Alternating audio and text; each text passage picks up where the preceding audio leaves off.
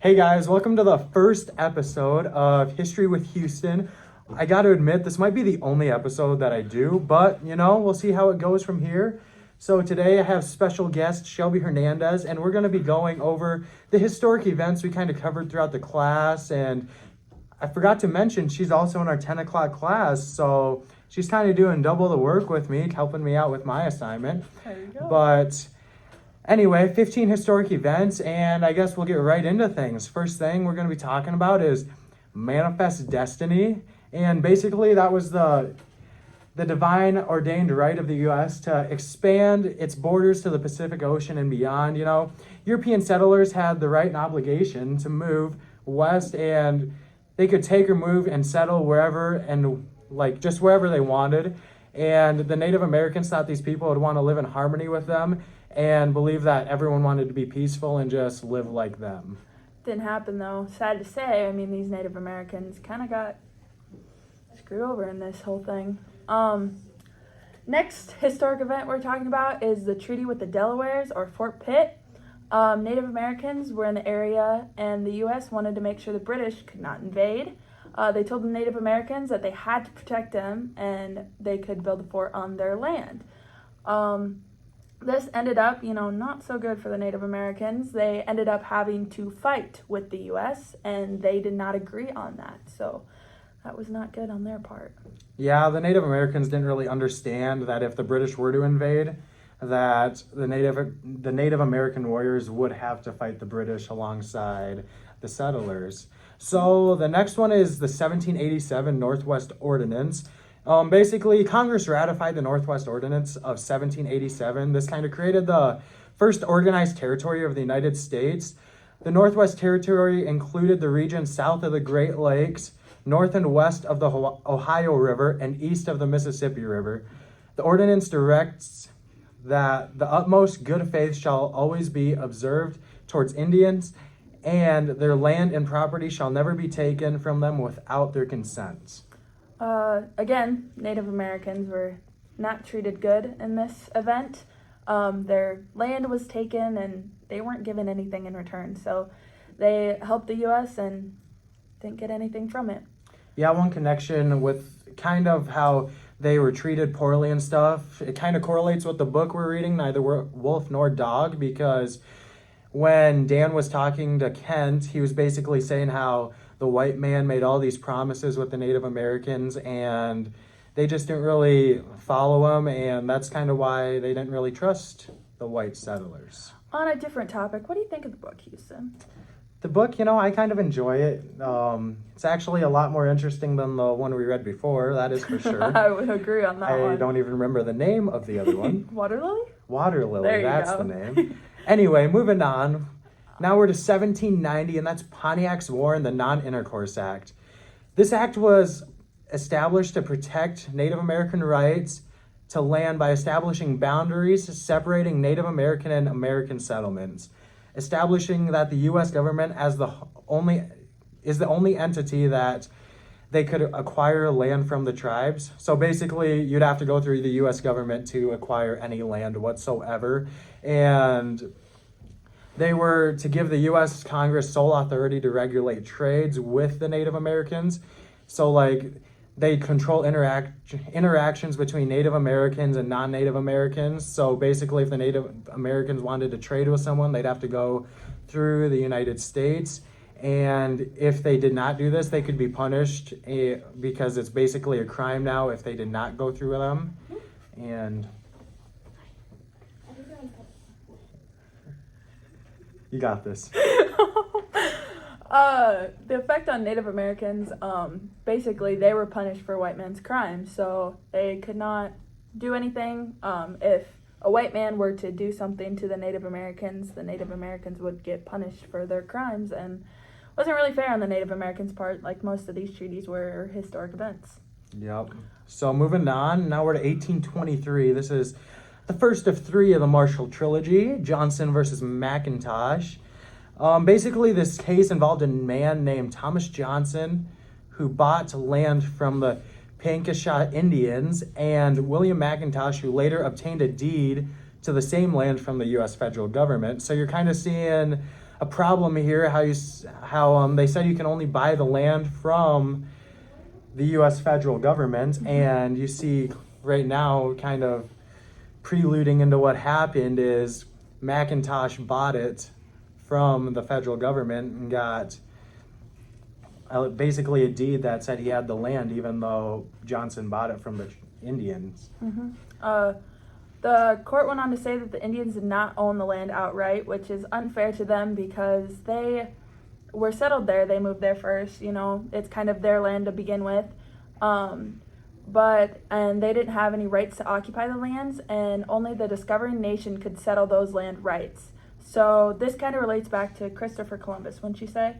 Saying he came upon and, finding the land when the Native Americans were there first. Yeah, I would say so, maybe a little. Anyway, moving on to the second of the Marshall Trilogy. This is the Cherokee Nation versus Georgia. This happened in 1831, and here's the rundown of it. Cherokee Chief John Ross tried to protect Cherokee lands, fight off removal, and to keep the laws of Georgia from being imposed on them by asking for an injunction in the U.S. Supreme Court. The Cherokees argued that they were a foreign nation and the laws of Georgia did not apply to them. The responsibility that the federal government has to tribes takes roots from this and the next of the famous Marshall Indian cases. Sorry. So basically, I'll take the rest of this one. Basically, what happened was the court denied the injunction and they went on to say that the Cherokees were not a foreign nation, but they were a domestic dependent nation. This means that the relationship between the tribes and the U.S. was like that of a ward to a guardian. This case outlined the sovereign nature of the tribes as not like states, but not as complete foreign nations either. So basically, they're saying, you guys aren't a state, but you're not your own nation. You're something in the middle. We just haven't came up with anything yet for that. And tribal sovereignty now was limited by being within the boundaries of the United States, but it was inherent sovereignty that predated the U.S. Oh, basically. You want to take this next one too? Might as well take the third of the Marshall Trilogies. This one's Worcester versus Georgia. This last case in the Marshall Trilogy involved a missionary, Samuel Worcester. Mm-hmm. He was preaching on the Cherokee lands, which was prohibited by the laws of Georgia without a state license to do so. Worcester was imprisoned and filed suit against the state of Georgia, claiming that the state did not have authority to control activities on the Cherokee lands. Yep. The court sided with Worcester? Is Yeah. that how you say it? Finding that the Cherokee Nation is a distinct community occupying their own territory and within which laws of Georgia could not have no force. This decision again established that the federal government, not the states, have authority over Indian affairs, and the tribes had to inherit sovereignty, the authority to make and enforce their own laws within their own land. So these laws that they made up between their tribes and everything, not their own. So they kind of got pushed to the side and they couldn't do anything about it. So that brings us to an end of the Marshall Trilogy, the three Marshall Trilogies. This trilogy is three. And this brings us to 1830 now. We kind of skipped around. We're going back to 1830. This is the Indian Removal Act. Mm-hmm. And this is when Andrew Jackson, the current president at the time, signed the Indian Removal Act of 1830. This is like when he wanted the 20 million acres in the American Southeast, and some tribes gave up some land kind of as a strategy of appeasement, and basically said maybe if we give them enough, they will let us keep apart and leave us alone. But you can take it from here on this one. The tribes were promised federal land west of the Mississippi if they gave up their homeland. Tribes were promised financial, material assistance, and protection from the government.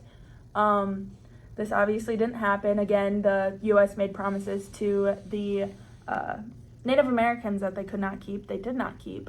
This forced removal under the guns of Georgia state military and federal troops. Many Indians died en route, causing a huge loss to the Native American population. An estimated about 3,000 to 4,000 out of the 1,500 Native Americans died. They moved to land that was arid, not fertile land, similar to what they were forced from. So this kind of, after the Indian Removal Act, it kind of came along, and now the Trail of Tears happened. The people that didn't move were kind of forced to move through the Trail of Tears. This was forced removal under guns of Georgia state militia and federal troops. The Trail of Tears is really kind of a sad one. Many Native Americans died, and it caused a huge loss to the Native American population. So about 15,000 people went on the Trail of Tears, and around 3,000 to 4,000 of them died. So that's 25%, even a little more than that. Yep. So like we're saying with the Indian Removal Act and the Trail of Tears, some of the tribes did move peacefully, as it did affect more than 50,000 Native Americans. But yeah, just kind of a really sad event here. Yeah, it is. Moving on to, Houston kind of messed up our little gig here. All right, we're moving on to the Fort Laramie Treaty of 1851. So skip forward about 21 years. Basically, this treaty allowed travelers, railroad surveyors, and construction workers to enter tribal lands safely. And it allowed the government to establish posts and roads as they needed. And they would pay for any wrongdoings of their people. Kind of, you can take it from here. I'm struggling with some words that I want to say. He's winded. They would select head chiefs to deal with the U.S. government agents. They ceased fighting with other tribes, which is good. All the United States had to do was protect the Indians from the U.S. citizens and deliver annuities, my bad, if the terms of the treaties were upheld.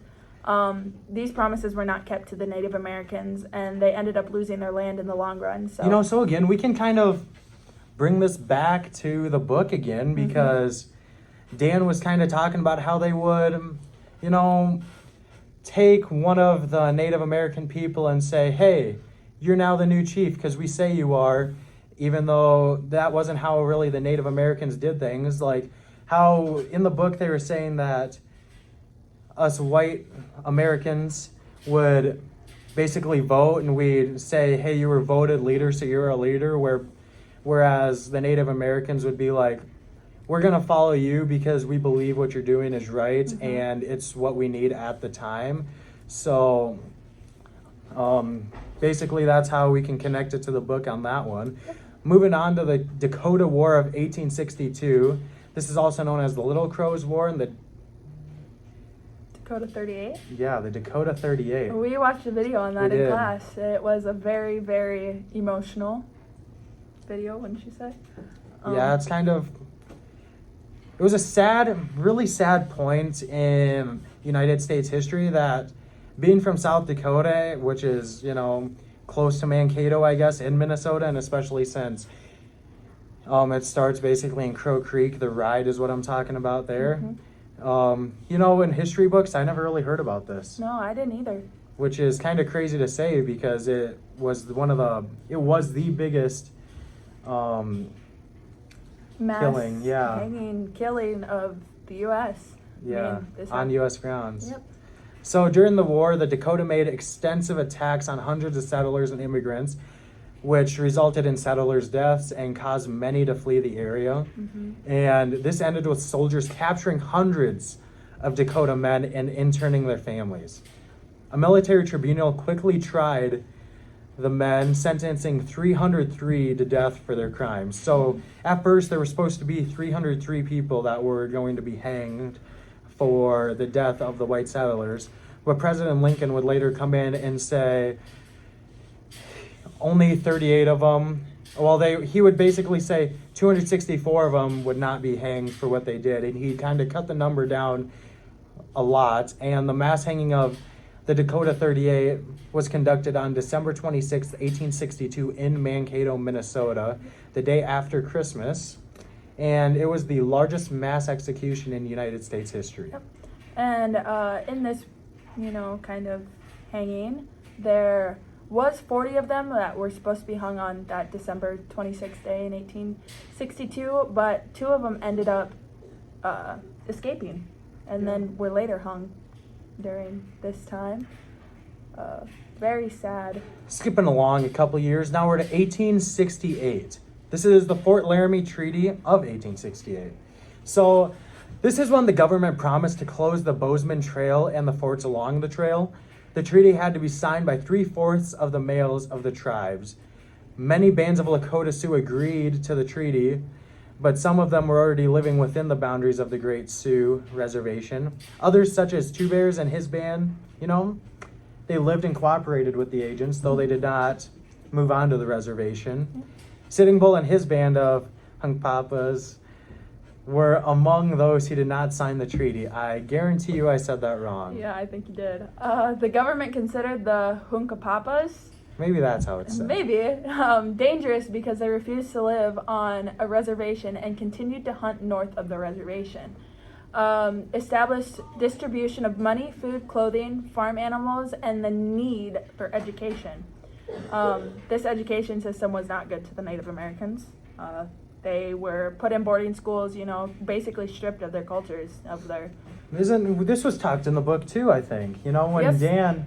Dan talks about how he was sent to a boarding school and he, was stripped. They shaved his head, everything. Well, I don't think Dan said that. His daughter did, remember, when they were talking to him. That's right. And because this kind of was a part of Dan's life he didn't really want to know. Yeah, and this was kind of what Nerburn was kind of picking at on Dan, trying to get him to, talk about his past and what he had been through, and something Dan wasn't ready to open up about. Moving on, we're to 1876. Battle of Little Bighorn, which is also known as Custer's Last Stand. Yeah. So this is when Sitting Bull was the leader for the Native American people, the Sioux and Cheyenne. Mm-hmm. Custer was the leader for the U.S. Army, and as the Native people moved, Custer kind of followed them, and the Native group moved to Greasy Grass, which is also known as Little Bighorn. And the Natives know the area very well, a lot. They knew it like the back of their hand, basically, whereas the U.S. Army was going in kind of blindfolded because they didn't really know the land at all, unlike the Native people who, it's their land, Yep. so they knew it like the back of their hand, like I said. And Custer divided his troops into 3 groups. He said, let's surround the Native people. Mm-hmm. And his plan did not work, and this was considered the greatest victory for the Natives in the Plains region. And this basically caused the United States government to send out more people. Mm-hmm. I don't really have much. You kind of covered that one. Yep. You did a really good job. Moving on, 1887, the Allotment Act, also known as the Dawes Act. So this was like basically they believed that the reservation system just was not working. Each Indian head of household, which was a man, was given 160 acres of land, and this was thought that the Native Americans would be more prosperous if they owned their land and could farm it. But basically, the Native Americans didn't really believe in owning the land. They were like, the land is sacred, whereas the white settlers were like, oh, I just need to own it, Mm-hmm. And this kind of authorized the allotment or breakup of tribal lands and partitioned it into individual plots. Only Native Americans who accepted individual allotments were allowed to become U.S. citizens. Mm-hmm. This also relates back to the book when they were going through that one town, when they were going over to Annie's. Oh, are you talking about when they went through the cafe? Mm-hmm. Yep. He talked about how all white people are all about owning things when the Native Americans they know everything's sacred, and if they pray to the Great Spirit, they will get whatever needs to come to them. So basically the purpose of this act was to assimilate Native Americans into mainstream United States society. Basically, they're trying to bring them into white society and say this is the way it is now because, I don't know, that's just what the white settlers thought was normal. Because they said so. This also stripped over 90 million acres of tribal land, which was then sold to non-natives. This also destroyed some existing local governments such as the Seminole, Creek, Choctaw, Chickasaw, and the Cherokee. Moving on to 1890, the Battle of Wounded Knee. On December 29th of 1890, settlers approached because of the gold rush. Buffalo were being pushed out and very few were left. Native Americans began to perform the ghost dance to revive their pre-European ways. Botched attempts to arrest Sitting Bull led to his death and tension rose. Chief Spotted Elk led natives to Pine Ridge Reservation near Wounded Knee Creek, and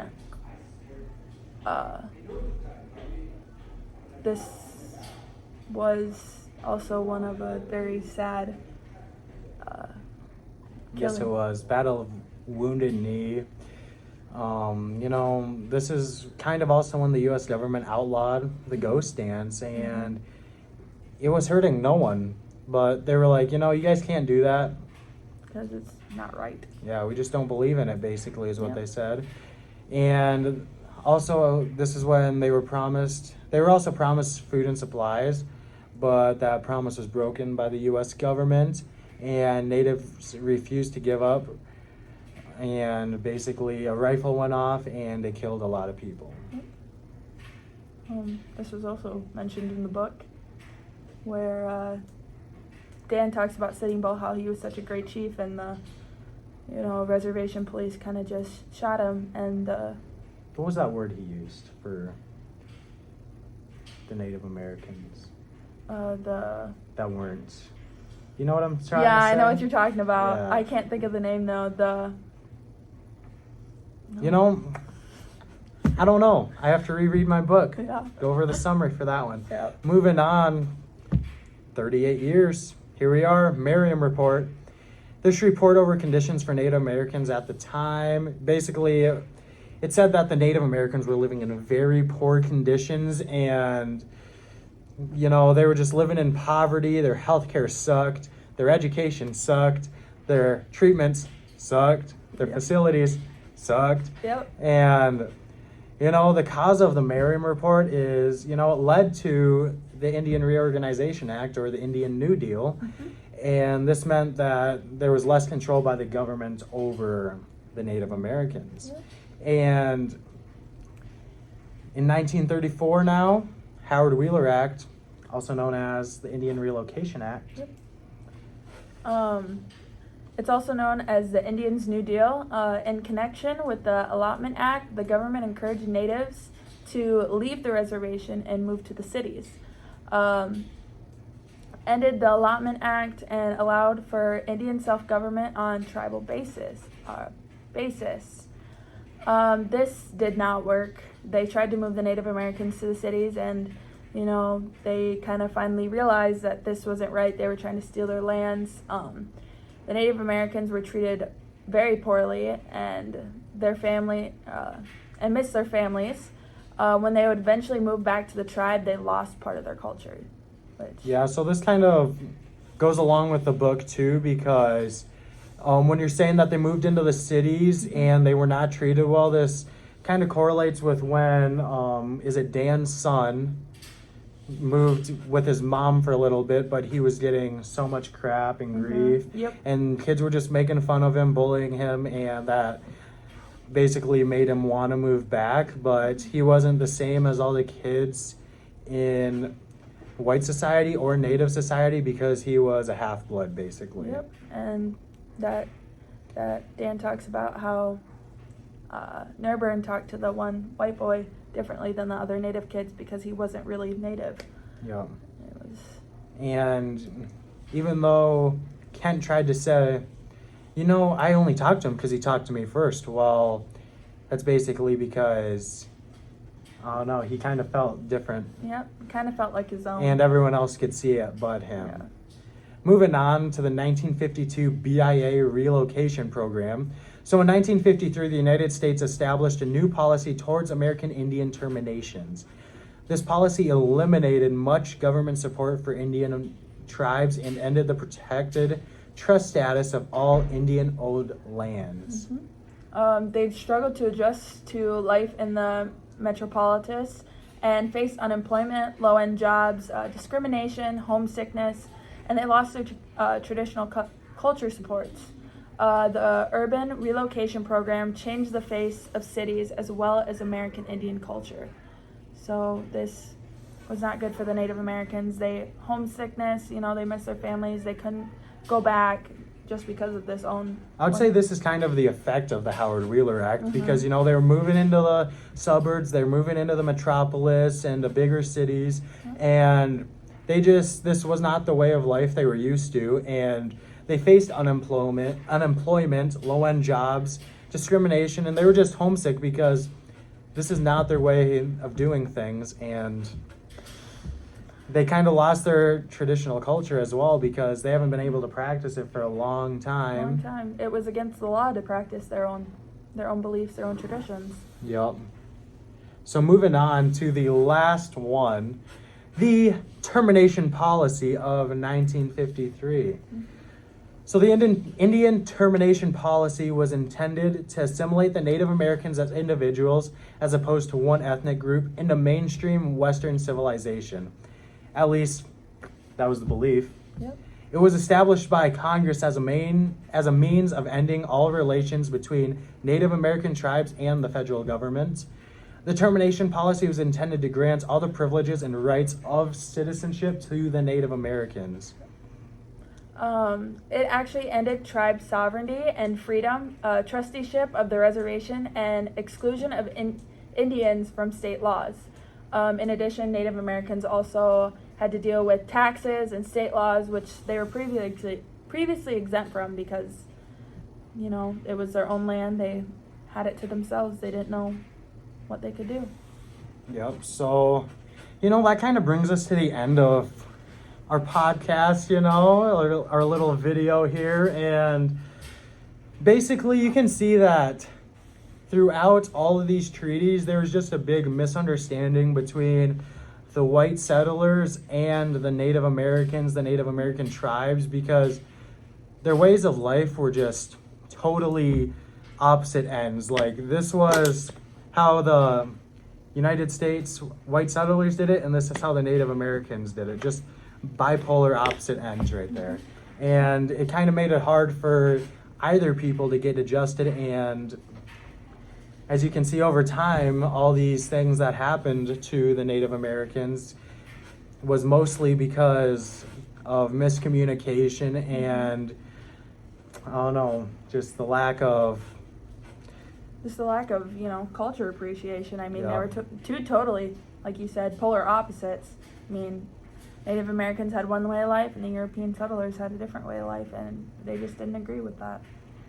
So. Yeah, and all these kind of broken treaties, broken promises have now left kind of a gap to fill, because it's basically the Native Americans are going to be like, well, I'm not going to trust you because in the past, you haven't given me a reason to trust you. Yep, just like in today's age, Native Americans do not trust, white people as much as they used to because of all these broken promises, what they were taught throughout their childhood and everything else. I mean, they're split up all across the nation and, can't get that back. One thing from the book I did realize, though, is that the women are carrying on tradition and culture more than men, because men, they're not able to just go out and hunt buffalo and provide for the family like that, whereas the women, they can still do all the housework, they can educate the children, they can cook, they can make the elders feel welcome and warm. So, as it was stated in the book, I think it was kind of a valley. It was up here, and it was now like way down here. But I think it's slowly making a rise back to where it should be and back to where it, should have stayed.